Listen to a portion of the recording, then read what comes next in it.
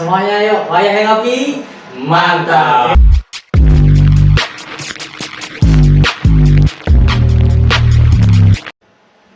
Assalamualaikum warahmatullahi wabarakatuh. Waalaikumsalam warahmatullahi wabarakatuh.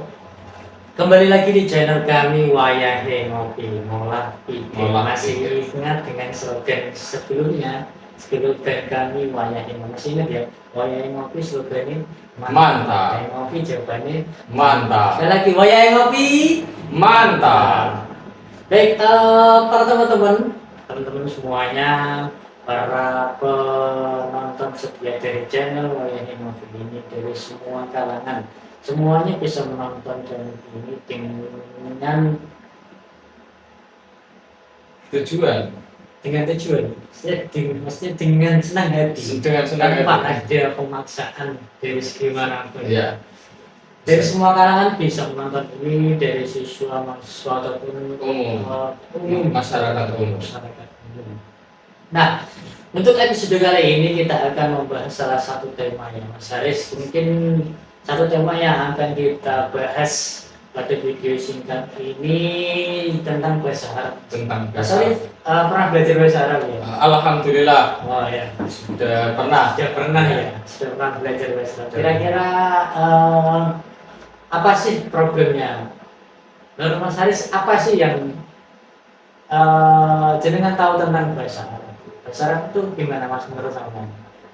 Kalau menurut aku sih ya Mas ya, itu bahasa Arab identik dengan bahasa agama. Identik bahasa agama. Jadi siapa yang belajar bahasa Arab itu kesannya ya, kesan ini kesan kebanyakan orang itu bahwa mempelajari bahasa Arab ya digunakan untuk mengkaji ilmu agama saja. Padahal kalau kita lihat bahasa Arab juga penting untuk tujuan-tujuan lain seperti perdagangan, Ya. terus hubungan internasional, atau jadi guide haji umroh untuk yang kerja di travel. Sebenarnya bahasa Arab posisinya sama pentingnya kayak bahasa Inggris. Cuman di Indonesia ini yang tertarik dengan bahasa Arab itu terbilang masih sedikit. Masih sedikit. Kira-kira problemnya apa Mas Arif? Problemnya, Problemnya. kita kalau keluar ya, di luar sana di sekolah ataupun di lembaga pendidikan, sepertinya itu bahasa Arab itu ditakuti ya, Mas? Ya, ditakuti. Kalau orang lihat apa mendengar bahasa Arab itu sepertinya sesuatu yang sangat menakutkan. Sangat Ya, menakutkan, ya. Ya seperti itu ya. Mumet. Ya. Mata pelajarannya bahasa Arab, mata kuliahnya bahasa Arab, itu padahal kan sebenarnya nggak seperti itu. Seperti yang jenengan katakan, Mas Haris tadi katakan bahwasanya umumnya bahasa Arab itu kan mempelajari tentang ilmu agama. Ya, ilmu agama Islam ya. Sebenarnya gini Mas Haris, yang saya pahami tentang bahasa Arab. Sebelum kita mempelajari tentang bahasa Arab, baiknya kita mempelajari ataupun menitik beratkan pada 3 poin. Ada 3 poin yang harus kita pelajari. Kita menjadi tujuan pembelajaran bahasa Arab. Yang pertama, kita apa namanya? Goalnya. Goal itu apa? Tentukan tujuannya dulu ya. Tujuan belajar bahasa Arab itu apa sebenarnya? Yang mau kita. Kalau kita pahami tujuan belajar bahasa Arab itu sebenarnya ada 2. Tidak hanya yang pertama, tidak hanya untuk mempelajari tentang ilmu agama saja. Tidak hanya Mempelajari tentang ilmu agama saja. Ingat-ingat ya teman-teman. Jadi tapi yang kedua ada tujuan. Yang kedua yaitu mempelajari bahasa Arab sebagai bahasa komunikasi. Bahasa komunikasi. Dan salah satunya bahasa perdagangan tadi Mas Ari sampaikan perdagangan, kemudian apalagi Haji, umroh, haji itu, ya. kita harus mempelajari tentang bahasa Arab di dalam. Jadi tidak hanya untuk mempelajari tentang agama. Jadi memang benar tujuan yang pertama itu mempelajari tentang ad-dirasah al-Islam, kajian Islam. Karena kan banyak sekali kitab-kitab yang mempelajari tentang agama Islam itu berkaitan dengan bahasa Arab, berbahasa Arab kita kebanyakan. Tapi juga ada tujuannya untuk bahasa komunikasi. Nah ini yang apa jadi problem di Indonesia atau di pendidikan Indonesia kan itu komunikasi. Ya itu tujuannya ya. Jadi kita harus memilih salah satu dari dua tujuan tersebut. Apakah kita mau berdalam bahasa Arab itu untuk kajian-kajian Islam, belajar di kitab-kitab ini, kita dirasah Islamiyah, pokoknya yang tentang agama, mendalami tentang agama, atau menitik beratkan tujuan untuk bahasa Arab ini sebagai bahasa komunikasi. Itu yang bagi teman-teman mungkin yang masih bingung, tentukan tujuannya dulu. Gitu ya, betul. Jadi ada 2 poin ya yang perlu diperhatikan dulu ya Mas ya. Jadi memilih untuk mengkaji lebih dalam, yang pertama untuk mengkaji lebih dalam kajian-kajian agama Islam. Yang kedua untuk komunikasi. Karena bahasa Arab itu ya bahasa. Kan itu bahasa ya. Alat, bahasa itu kan alat ya, alat komunikasi. Alat ya. Alat. Sama dengan bahasa Inggris. Kalau kita mau menentukan bahasa Inggris sebagai tujuan untuk komunikasi, yes, how are you, I'm fine, kan sama.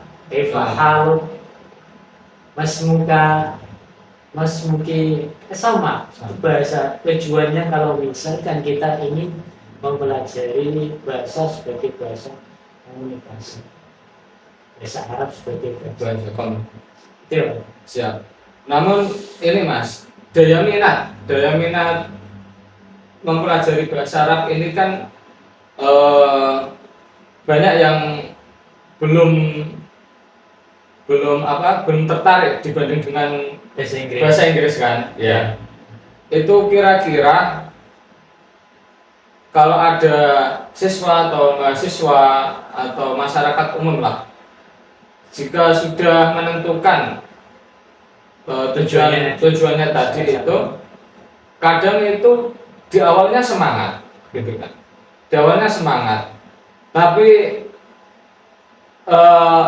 di pertengahan proses mengawalinya mempelajari bahasa Arab ini seringnya loyo. Ada rasa down ya. Itu kira-kira kurang semangat gitu. Kiat-kiatnya gimana Mas? Niatnya itu pengen belajar secara konsisten. Nah, sebelum kita kayak membahas tentang kiat-kiatnya, mungkin kita perlu bahas dulu tentang problematika.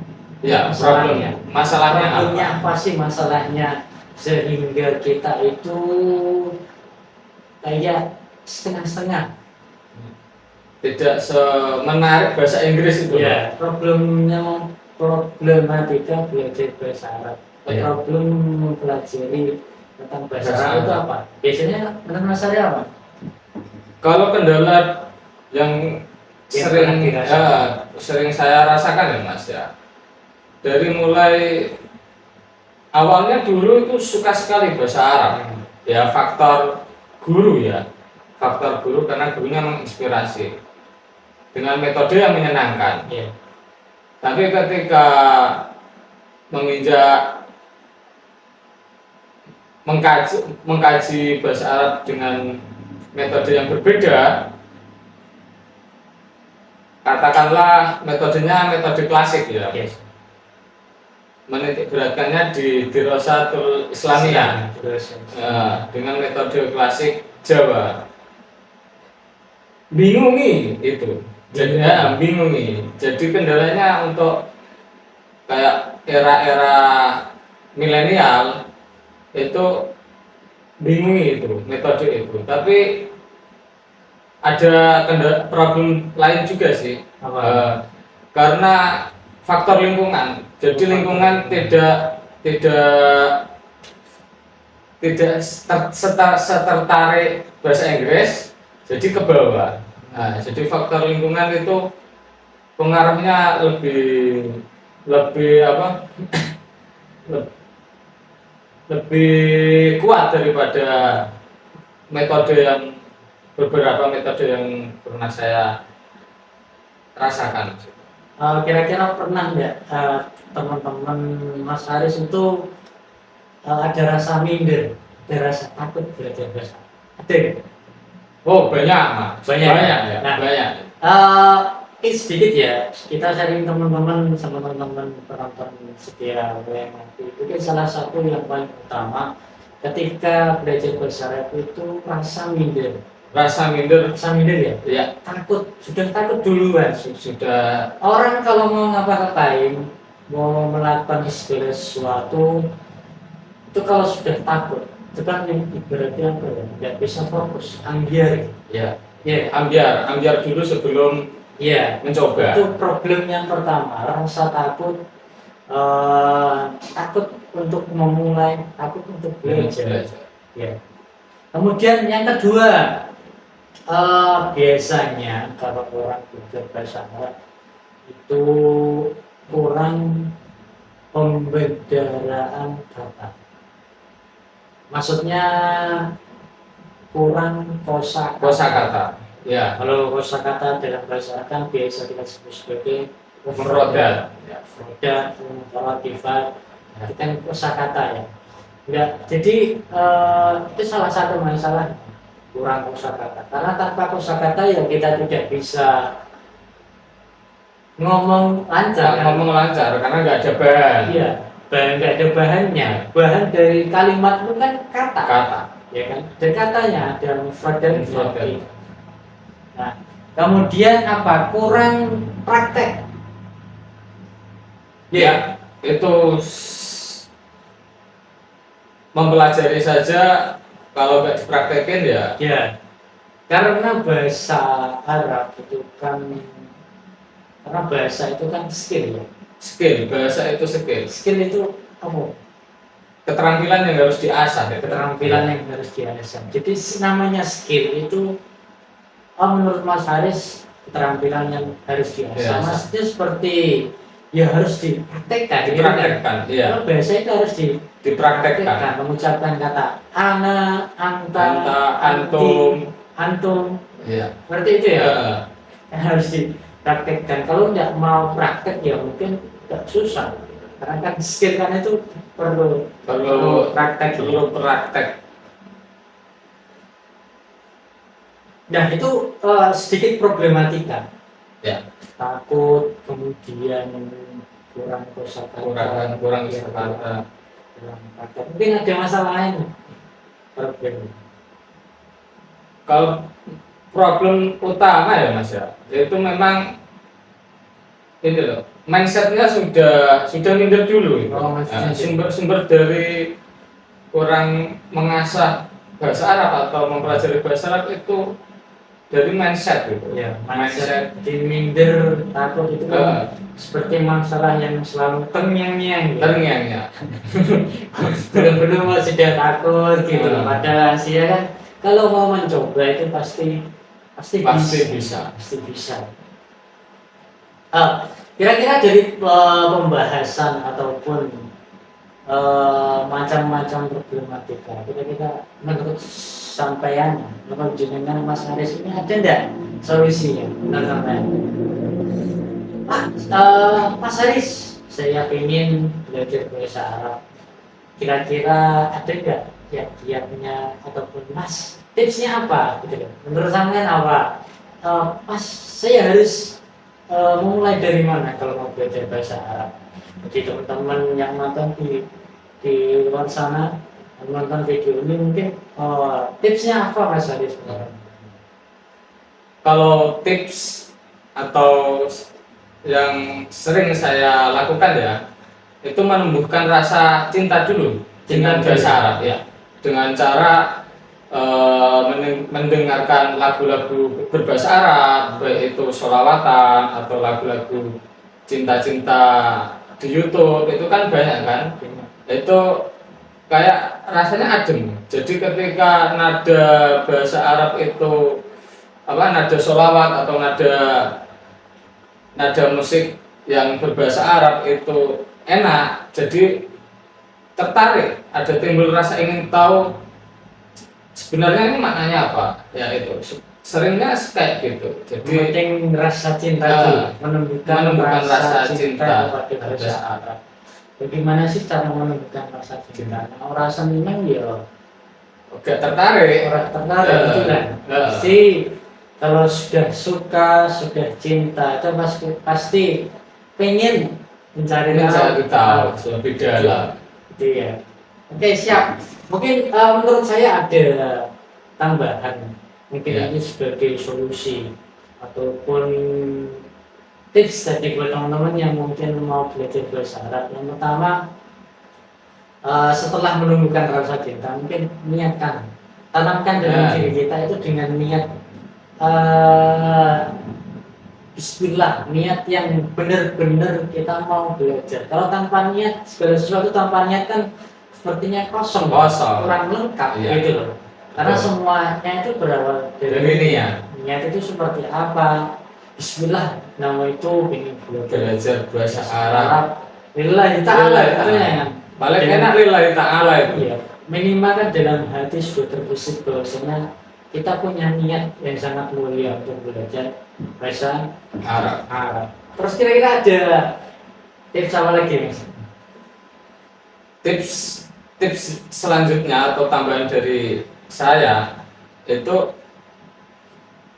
mencintai bahasa Arab itu harus dipupuk terus. Dipupuk maksudnya? Dipupuk dalam artian kita mencari lingkungan yang orang-orang atau yang suka berbahasa Arab. Jika sekarang mudah kok, soalnya kita bisa mencari lingkungan di sosmed.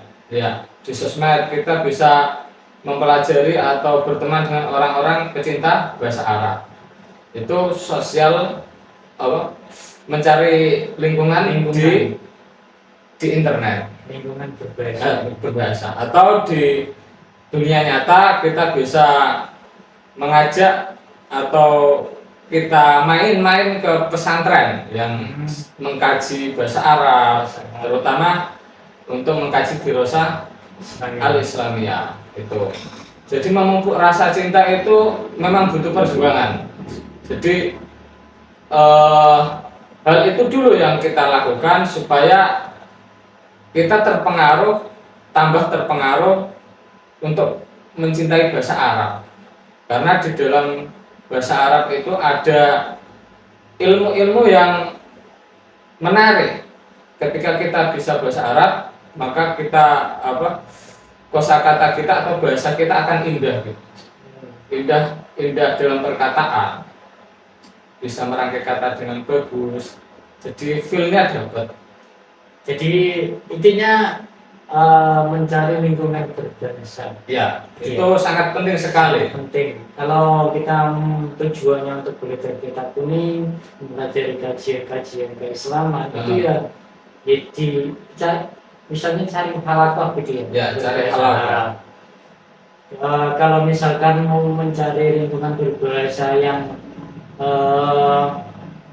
praktek, berarti kan harus ngajak temennya ngomong secara langsung gitu ya. Ini ada support istilahnya. Lingkungannya itu lingkungan yang mensupport kita mau belajar. Ya. Gitu ya.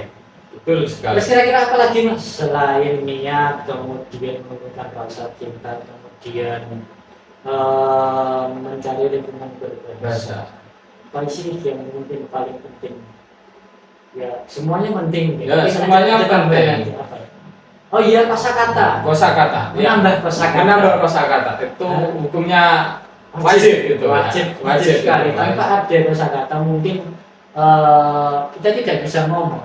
Ya. Bahasa Indonesia pun kalau kita tidak tahu kosakatanya, nama ini apa, ini apa, ini apa, ini apa kan tidak tahu. Kita harus tahu namanya. Ini kamus, ini gelas. Nah, Begitu pun dengan bahasa Arab. Jadi perbendaharaan kata apa maksudnya itu kosakata harus banyak.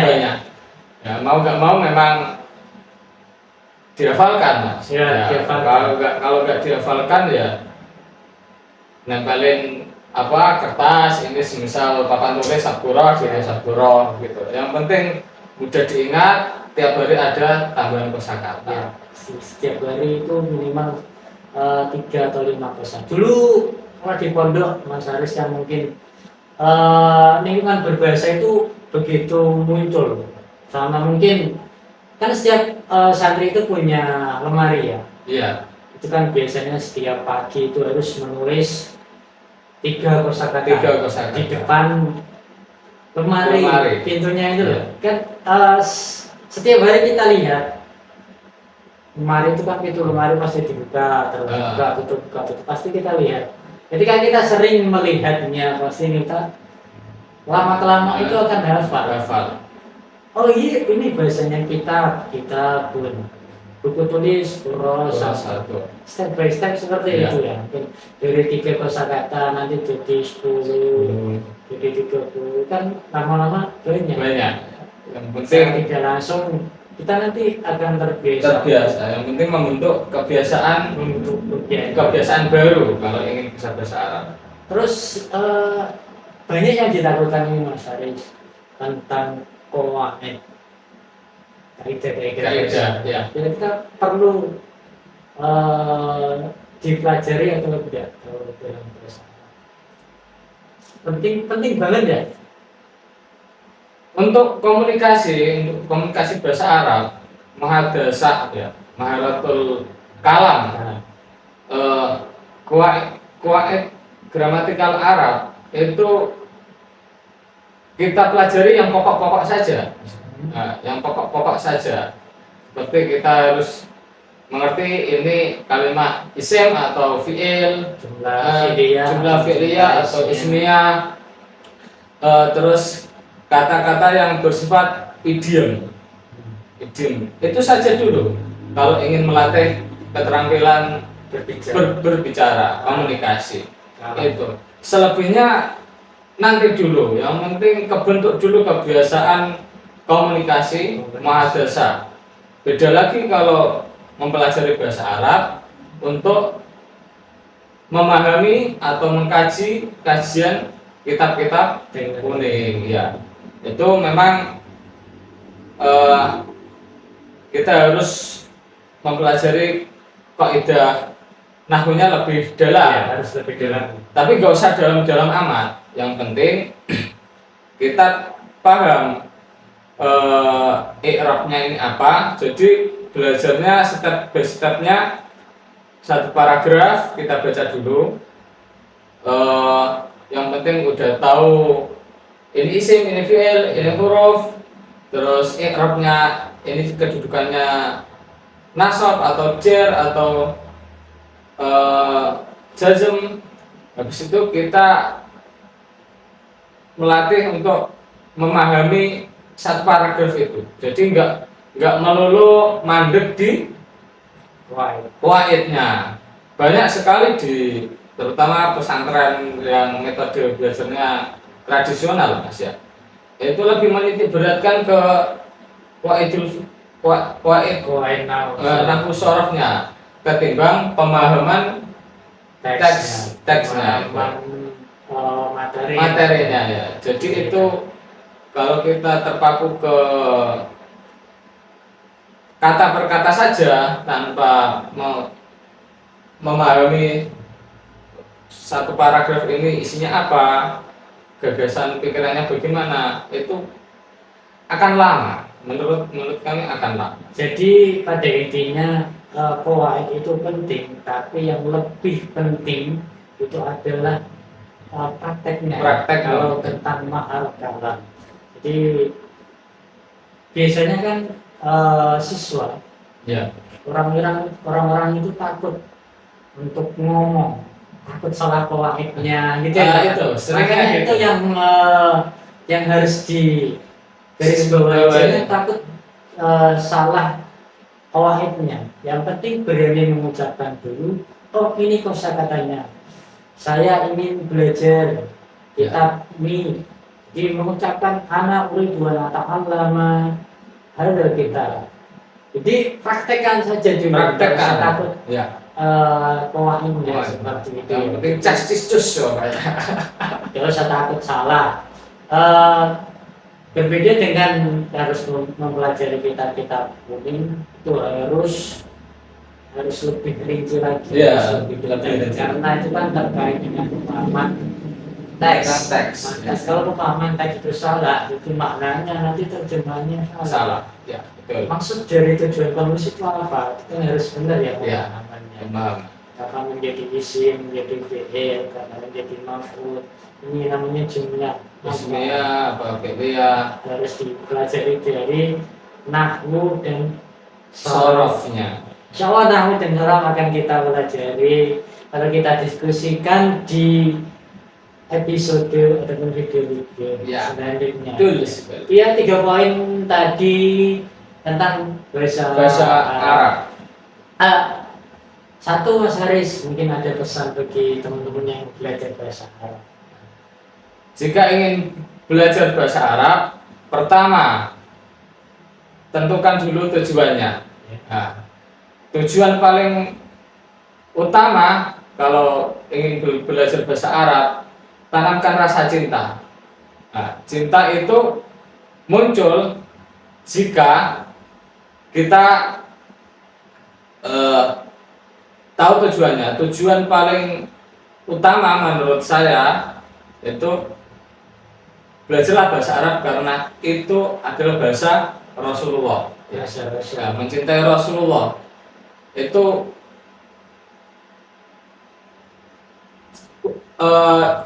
saja itu udah cukup.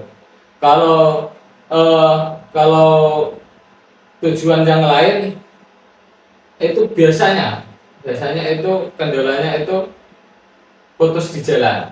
Ya, berbahasa Arab lah, karena berbahasa Arab adalah bahasa surga. bahasa surga. Ya.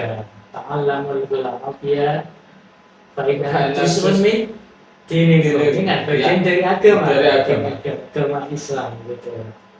Ya, jadi cintai dulu bahasa Arab, menumbuhkan rasa cinta. Kalau kita sudah cinta, pastinya nanti kita akan belajar terus.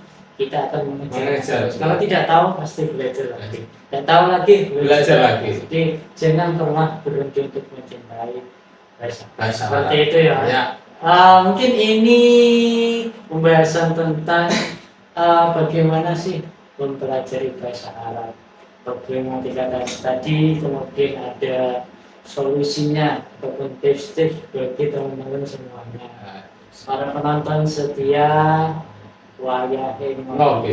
kita santai, tapi insya Allah materi kita ada isinya, Ada isinya. poin-poin penting yang bisa diambil dan semoga bermanfaat bagi kita semua. Amin. Channel ini kita tutup, video ini kita bukan tutup channelnya, tapi tutup videonya. Akhiri season. Coba minum dulu lah kayak. Baru ngopi ya. Hampir oleng, guys. Alhamdulillah kita cukupkan season ini di episode kedua ini tentang bahasa Arab. Kita tutup dengan satu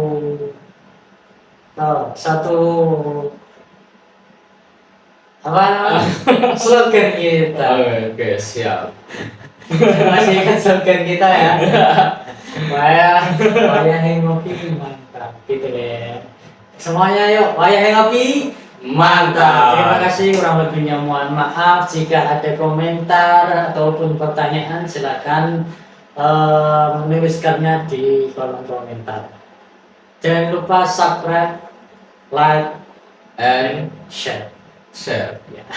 Supaya teman-teman yang belum tahu tentang channel ini bisa subscribe, bisa komen, jika ada pertanyaan bisa ditanyakan. Terima kasih, kurang lebihnya mohon maaf. Wassalamualaikum warahmatullahi wabarakatuh. Oh ya, kopi Mantap.